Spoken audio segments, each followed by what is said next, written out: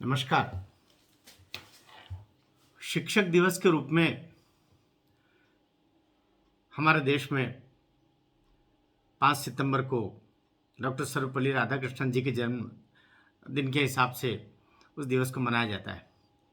यद्यपि जहाँ तक भारतवर्ष का सवाल है, हमारे देश का सवाल है, हिंदू संस्कृति का सवाल है, सनातन समाज का सवाल है, तो हम लोग तो बरसों बरस, हजारों हजार, लाखों वर्ष से जो गुरु शक्तियाँ हैं, जो परम ज्ञान प्रदाता शक्तियाँ हैं, उनको गुरु पूर्णिमा के अवसर पर हम लोग श्रद्धा सहित सिर झुकाया करते हैं, सम्मान दिया करते हैं, प्रेरणा लिया करते हैं, अपनी श्रद्धा व्यक्त किया करते हैं।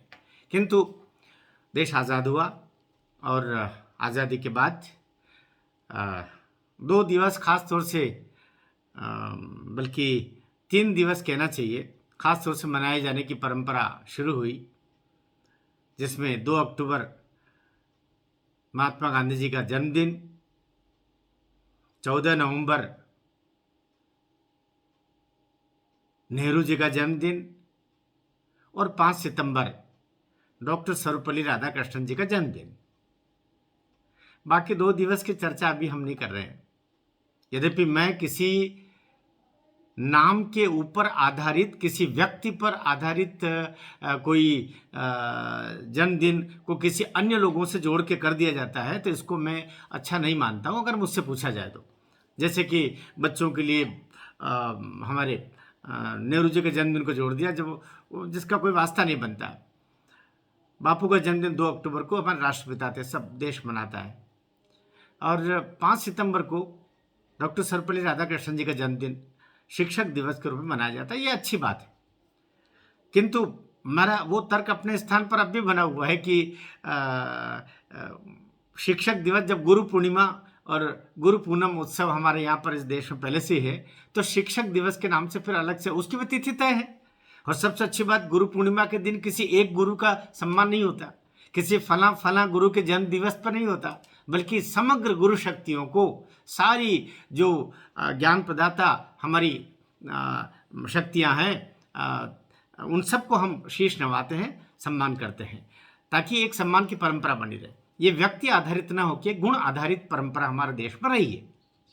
किंतु हमारे देश के पहले शिक्षक उपराष्ट्रपति, पहले शिक्षक राष्ट्रपति, एक ऐसे व्यक्ति जो संविधान निर्माता समिति के सदस्य भी रहे, एक ऐसे व्यक्ति जो रूस में राजदूत के रूप में भी काम किया, एक ऐसे व्यक्ति जो बड़े शिक्षाविद रहे, न जाने कितने विश्वविद्यालयों के वे वाइस चांसलर रहे, और पूरी उम्र उन्होंने शिक्षा और देश को समर्पित किया। एक धवल चरित्र का नाम डॉक्टर सर्वपल्ली राधाकृष्णन है। ये कहने में कोई संकोच नहीं होना चाहिए। जहाँ तक राजनीतिक विचारधारा की बात है, सर्वपल्ली राधाकृष्णन जी का एक पक्ष मुझे बड़ा अच्छा लगता। उन्होंने, चाहे वे राजनीति में आए, चाहे आज़ादी के बाद उनको उपराष्ट्रपति बनाया या संविधान निर्माता समिति का सदस्य बनाया, या कि वे राष्ट्रपति बने, 1962 से 1967 के मध्य वे 5 वर्ष तक राष्ट्रपति रहे, किंतु वे कभी भी किसी राजनीतिक पार्टी के सदस्य नहीं बने। ये है बड़ी बात, इसको ध्यान रखने वाली बात है। जो राजनीति में केवल पार्टी से जुड़ करके और ओहदे ढूंढते हैं, उनके लिए डॉक्टर सर्वपल्ली राधाकृष्णन एक उदाहरण है कि वे राजनीति से परे रह करके भी राजनीति के शीर्षस्थ पद पर पहुंचे, और उन्होंने तमाम सेवा के कार्य जो राष्ट्र के लिए किए जाने चाहिए वो किए। एक और बड़ी बात जो उनके जीवन को पढ़ने पर, जानने पर हमको पता चलती है कि 1962 से 1967 के मध्य बहुत सारे संक्रमण आए।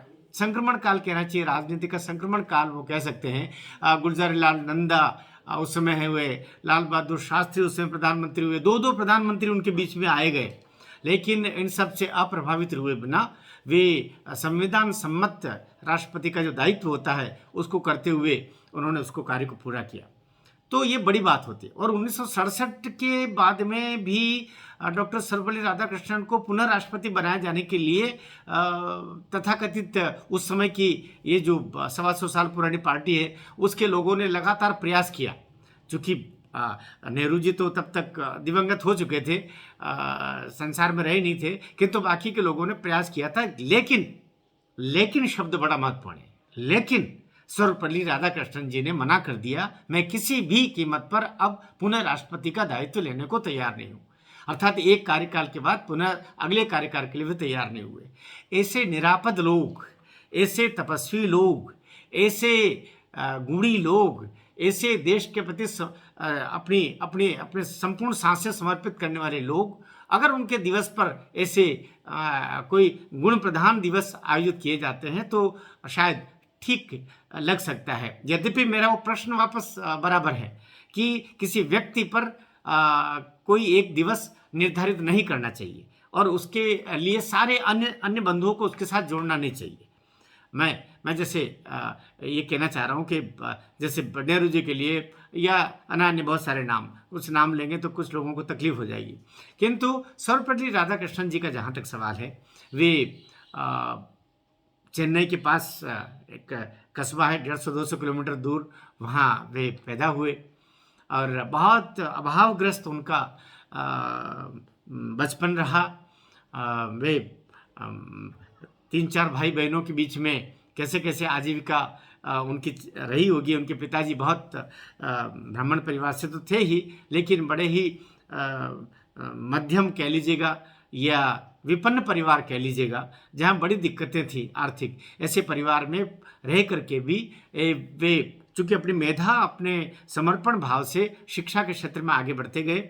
वे कहते हैं कि कुरान की, बाइबिल की, विभिन्न धर्मों की उनको बहुत अच्छी जानकारी थी और चूंकि वे क्रिश्चियन मिशनरी के स्कूल में पढ़े थे, आरंभिक उनका जो शिक्षा हुई, तो कहते हैं बाइबिल की बहुत सारे उनके बाइबिल की जो उनके श्लोक कह लीजिए, आयतें कह लीजिए, उसके बातें कह लीजिए, वो उनको कंठस्थ हो गई थी। तो ऐसे इसलिए उनका बहुत सम्मान था और अंग्रेज लोग भी उनको कहते हैं 1932-33 में उनको सर की उपाधि दी थी। यदि देश आज़ाद हुआ उसके बाद सर की उपाधि का कोई मतलब नहीं रह जाता है, लेकिन अंग्रेज बड़ा उनका सम्मान करते हैं। अंग्रेज ऐसा कह सकते हैं कि सभी अच्छे लोगों का सम्मान करते थे, लेकिन जो उनके रास्ते के रोड बन जाते थे या कि जो उनको देश से बाहर निकालने के लिए आगे बढ़ जाते थे, उनके फिर वो कांटे बिछाते थे, उनके लिए वे दुश्मन बन जाते थे, उनके लिए किसी भी सीमा तक दुख देने के लिए भी आगे बढ़ जाते थे। किंतु ज्ञान का सम्मान करने की परंपरा हम देखते हैं कईयों के बीच में, अंग्रेजों के बीच में हम देखते हैं कि वे हमारे देश के जो अच्छे लोग थे, अर्थात जो अहिंसा प्रवृत्ति के थे, कुल मिला के हम कह सकते हैं महात्मा गांधी जैसे हुए या अन्य जो लोग बिना खड़क बिना ढाल वाले, उनको वो कहीं न कहीं ज़्यादा प्रताड़ित नहीं करते थे और सम्मान भी अगर उनका बस चलता था तो सम्मान भी वो दे दिया करते थे। जैसे सर की उपाधि टैगोर जी को भी दी, सर की उपाधि इनको भी दी। देश आज़ाद हुआ। आज़ाद होने के पश्चात 1947 के पश्चात उनको संविधान निर्मात्री समिति में जोड़ा गया, लेकिन वे पार्टी के सदस्य नहीं बने। वे कांग्रेस पार्टी के सदस्य या किसी भी पार्टी के सदस्य मरते दम तक नहीं बने। ये डॉक्टर सर्वपल्ली राधाकृष्णन जी की सबसे बड़ी विशेषता हम कह सकते हैं। बतौर शिक्षक वे शिक्षक ही कहलाए।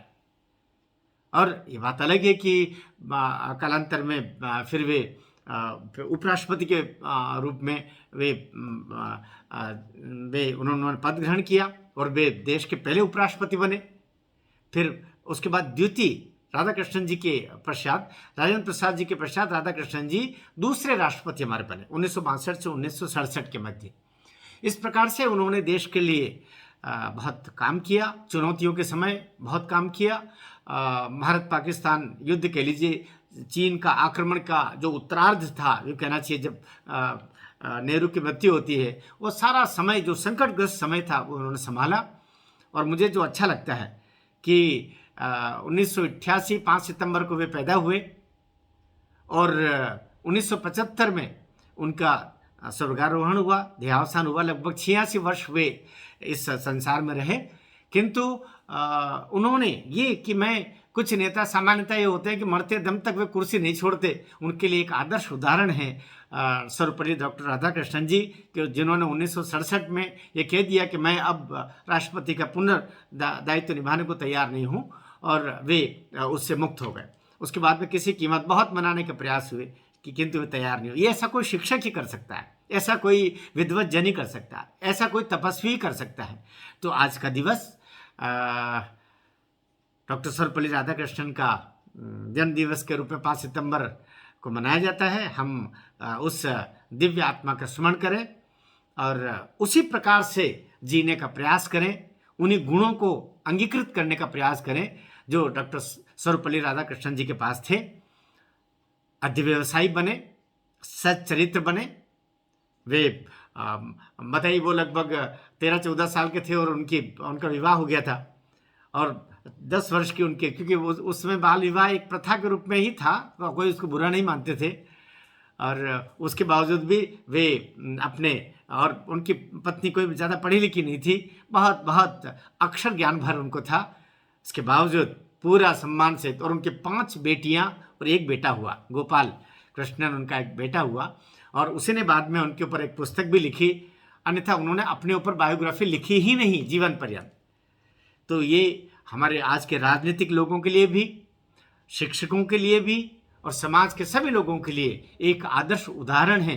डॉक्टर सर्वपल्ली राधाकृष्णन जी उस दिव्यात्मा का, उस महनीय व्यक्तित्व का, उस शिक्षक का, उस ज्ञान प्रदाता शक्ति का आज हम स्मरण करें और प्रयास करें उनके जैसे बनने का या उनके गुणों को लेने का। बहुत बहुत धन्यवाद।